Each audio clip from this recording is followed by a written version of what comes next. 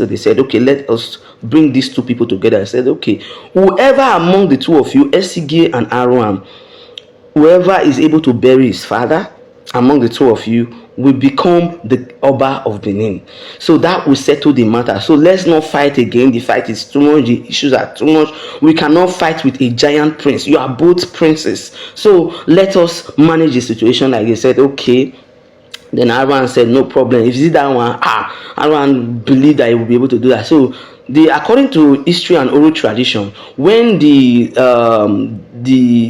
corpse of they were bringing the body of the Oba for funeral, that's the Oba Ozola, they had two coffins. One was well decorated with a lot of people and a lot of dances, and the other one was shabbily arranged and all that. So thanks for clicking on this channel. Please subscribe to FO's blog history and click on the notification button so that whenever we upload a new video you will be notified. Untold story of Queen Ohonmi of Benin Kingdom. Mother of the giant Prince Aruhan. Mrs. Izingbe, Pade Bukoanyua, a lecturer at University of Benin, Uniban. She talks about the mother of a giant Benin prince, Aruhan. Her name is Ohonmi. She patiently carried her son's pregnancy for 40 months. Queen Ohani was another powerful woman who lived in Benin in the late 15th and early 16th centuries. She was also one of the Yiloi, wives, of Oba Ozoliua. Very little work was done on her, making it very tasking to put together her history. Her story was quite tragic due to the struggle she went through in the harem of Oba Ozoliua. Ohonmi was another brave and beautiful woman who stood and fought for her son, from when he was in the womb, and after his birth. She also fought to keep him alive and make him the king he was born to be, though fate played trick on him. It is, however, not clear if Oloi Ohonmi was the first wife of Oba Ozoliua because the mother of Ogidogbo, who was the first son of Ozoliua, was also there. The politics and power tussle at the palace in the 16th century was quite spiritual, and many strange things began to transpire. According to Benin oral traditions, Queen Ohonmi was pregnant for 40 months, which was quite abnormal. Many saw this incident as the superstitious altering of physical realities from a superphysical level. This delay of birth is seen as caused by Idia, who happened to be the third wife of Ozoliua, or the other women in the harem strategy to stop, or prevent Ohonmi from having a son who could become the next heir to the throne. However, Ohonmi was going through a lot. She still had to stay at the palace with her husband, until she found a lasting solution to the situation of her delayed childbearing. It took many ritual activities for Ohonmi to bring forth her child. She is remembered for being able to carry a pregnancy meant for about 9 months for almost 4 years. She did not give up although she knew the situation was beyond her. Ohonmi sought for spiritual sanctifications, and at the end of 40 months she eventually put to birth, and this was only the beginning of Ohonmi's tragic story. After many months of waiting for the child to come forth, now the child is born, yet he refused to cry. This became another burden. When a child refused to cry, he is assumed as dead, but in Ohonmi's case the child was breathing to prove that he was alive but still did not cry. The forces that kept him from being born also prevented him from crying. As a result of this strange occurrence, the palace chiefs, Huangawel, Ashadin, and others, refused to announce the birth officially to the Oba. Ohonmi gave birth to a son in the morning, but the child refused to cry, while Queen Idia also delivered her son in the evening, who cried immediately after birth, and his birth was officially announced to the monarch, making him the second son of the Oba. At last, Ohonmi's son cried, but because the son of Queen Idia, Elsighe, was already announced as the second son, it was impossible to change positions, and this was the beginning of the longest succession crisis that almost tore the kingdom apart. Aruhan, son of Queen Ohani, was not an ordinary boy. He was the first Benin giant in the kingdom. He was born with 4 fingers and 4 toes on each hand and foot. At the age of 14, he was 9 feet tall. He is fondly remembered for pulling palm trees to sweep his father's palace. As a young man, Aruhan was told of the circumstances surrounding his birth and was made to understand by his mother that he was senior to Elsighe, and was the next heir to the throne since their elder brother was disqualified due to his crippled legs. Aruhan grew up with such orientation and bitterness against his brother, Elsighe, and was ready to eliminate him as a potential threat to his dream of becoming an Oba. Please sit down and listen to our lecturer Mrs. Izingbe as she explains the whole scenario of Aruhan and his mother. Good morning, everyone. It's story time with your celebrity lecturer. So today we're going to be talking about Queen Ohonmi of Benin. So around the 14th and the 15th century, late 14th century to the 15th century, this was the period that Queen Ohonmi, who was one of the wives of Oba Ozolwa in Benin Kingdom, reigned. She was married to, she was one of the women in the harem, one of the Olois, just like Queen Idia. Both of them were married to the Oba of Benin, who was Oba Ozolo at that point in time. So what is unique about Queen Ohonmi? Very, very important issues to discuss about Queen Ohonmi. Queen Ohonmi got to the place of prominence as a result of the son she gave birth to. Her son, she was her presence became important when she carried a pregnancy, the pregnancy of her son, for 40 whole months. You know, in the palace, it is believed that there were so many women in the harem, and every woman was fighting for the position of the to make their son become the next heir to the throne. So they were all looking out for their children. And at times, like 4 or 5 women can be pregnant in the harem at the same time.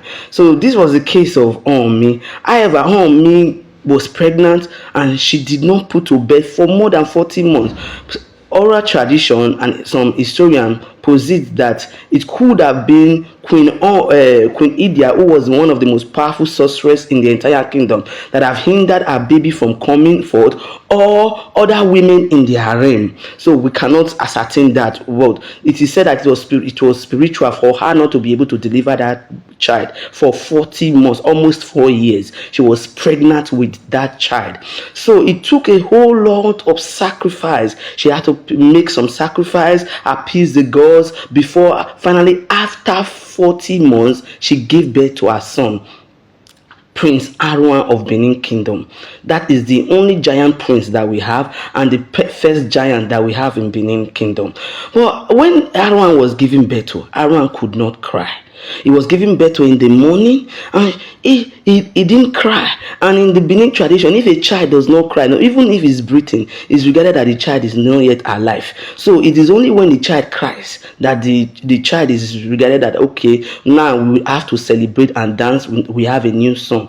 So from morning to evening, they tried all their best. All the pediatricians, all the gynecologists, they all tried their best in the kingdom to make the child to cry, but the child refused to cry.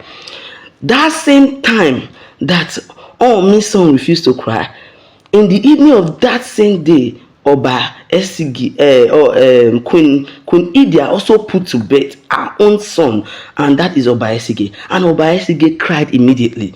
His birth was announced by the Oshodi, by the palace chiefs, to the Oba of Benin. So, and that now made Oba Esigi the second son after a son that was given birth to earlier, but that particular son, Ngodumo, who had issues with his leg, is crippled.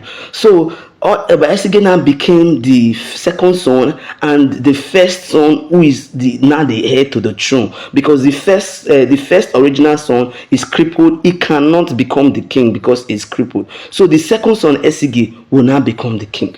So that was where the issue came from. So in the evening of that day, our prince, our giant prince, who is Aruan, now cried. So it was announced to the to the Oba. So the chiefs tried to inform the Oba that he was born earlier, but he didn't cry. But the palace and the kingdom had already rejoiced over Esigi, and he has already been seen as the next heir and all that. So they just said, okay, no problem. They were also celebrating the birth of the giant prince.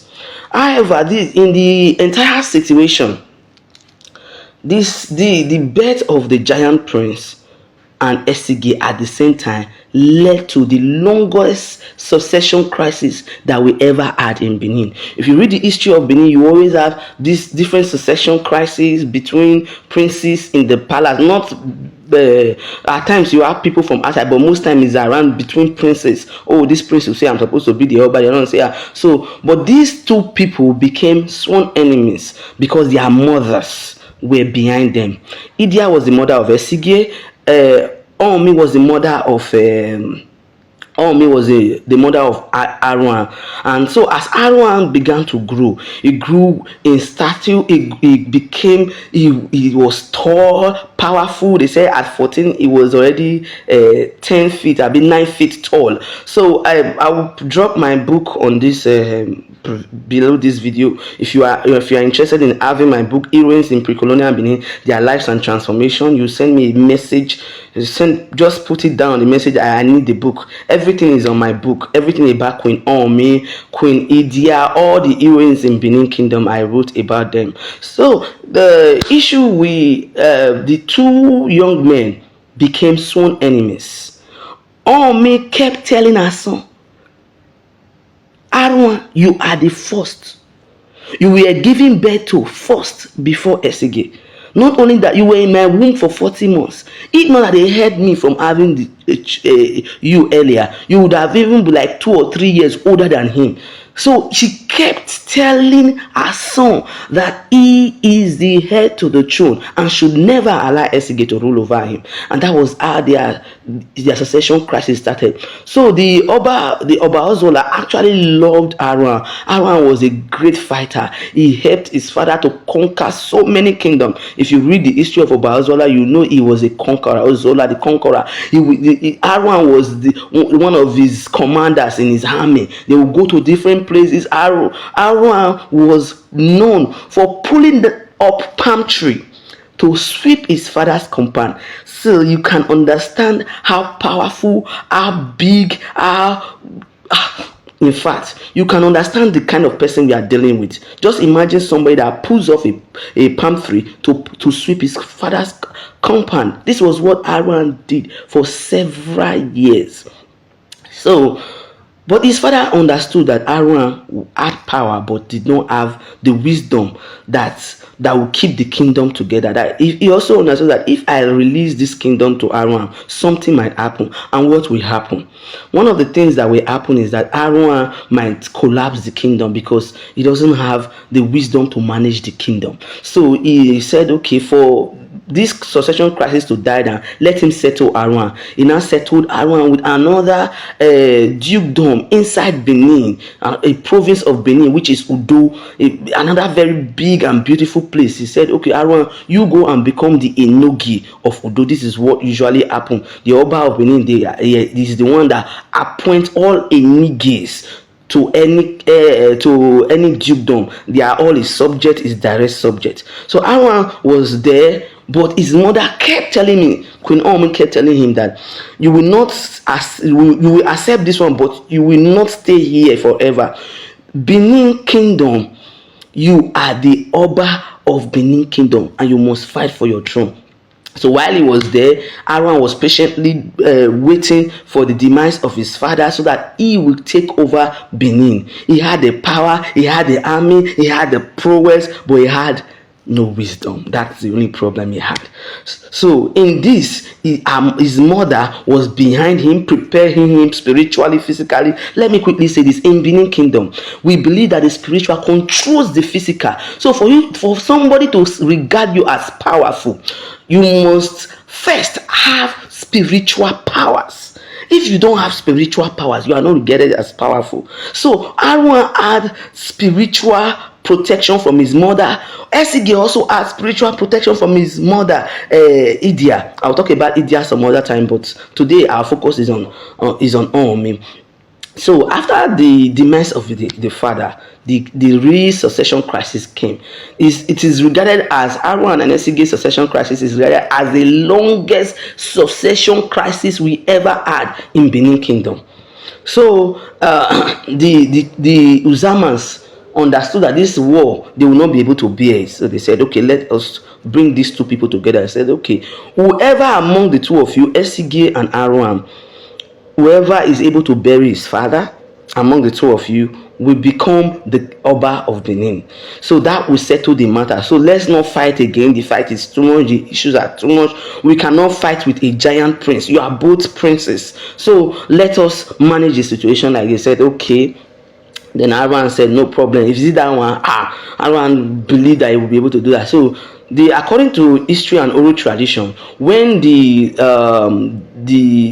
corpse of they were bringing the body of the Oba for funeral, that's the Oba Ozola, they had two coffins. One was well decorated with a lot of people and lot of dances, and the other one was shabbily arranged and all that. So the Oba, the two sons had to choose, but you know that Aruan is the first. So by the time he saw the one that was well decorated, he just said, yes, this is where my father is. He went with his troop and collected that one. But as he was going, one of his trusted ally, who was his advisor, told him that this corpse, your father is not there. Let us check the other coffin.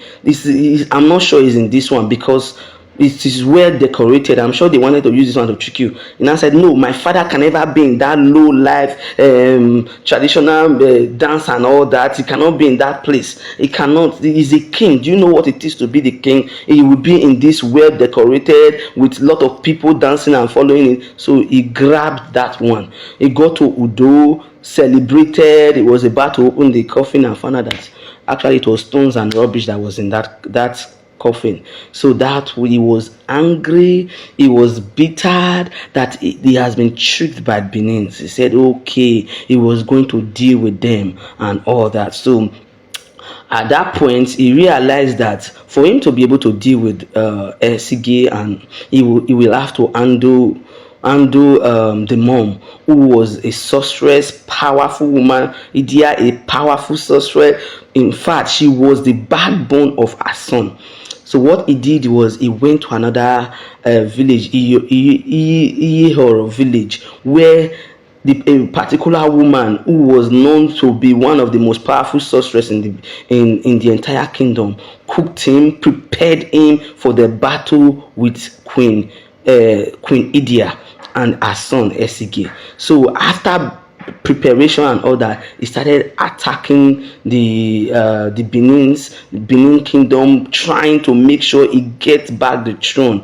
In fact, it was said that he used his charm on the coronation bead of Esige, and that cost this is seen in the Emobo celebration in Benin, that cost him some form of insanity, where the king will talk, will be shouting whenever he wears that coronation bead, will be shouting unnecessarily, will be dancing unnecessarily, will be singing loudly. So they had to, the mother, who is Idia, had to cover up all this situation, protected him, did everything well, in order to stop all these issues and all that. So they treated Esige and it became okay again, started doing well, and they started different battles. If I begin to talk about the battles that they had, in fact, I won't leave here today. So I'll round up with the last battle.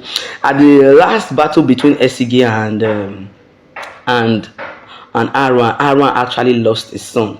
His mother had did some connection between him and his son. There was something he tied on in his neck that when if that bed continued to make noise, it will be showing over here that Aruan is still alive. But at a particular time, she did not hear the bell ring again, and she just told herself that it means Aruan has been defeated. But at that point, Aruan had lost his son and he was down, so he had to retreat back to Udo because he was tired of the battle, because he lost his son. When he got back home, before he got back home, the mother had gone to Odigi River to enter the river and she became a goddess over there, because she felt that her son had died. So when the son our giant Prince Aruan returned back to Udo, he heard that the mother had gone to Odigi River, and he felt bad, he felt lonely. His mom, who was his backbone, was gone, his son was gone, and he just said that no problem, he would join the mother. And that was how Aruan joined the mom, and that was the end of the longest succession battle in Benin. I know this story. I had to shorten the story, but if you want to read more of heroines in Benin from pre-colonial Benin, just send a write on this post that you would like to read more and put your email there. Like the video, share the video, and we will get you a copy of my book. I'll send you an e-copy. Put your email and I will send you an e-copy of my book, Heroines in Pre-Colonial Benin, Their Lives and Transformation. Thank you for your time. And for all those that said, oh, you didn't say it well, please, I have references in the book and all in the book. If you want to see my references, they are in the book, the people, and these are oral tradition transferred from one generation to the other. So there might be alteration. You can also tell me your own part of the story, what you know in the story. We are not quarreling. I am a loyal daughter of Benin Kingdom. Thank you, everyone. Mwah.